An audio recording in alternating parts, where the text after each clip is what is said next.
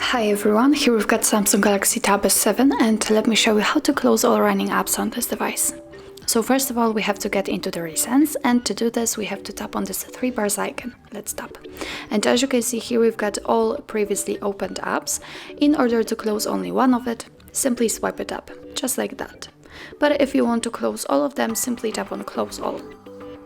We just got back to our homepage, so let's get into the Recents again, and as you can see here we've got no recently used apps, so it means that we successfully closed all of them.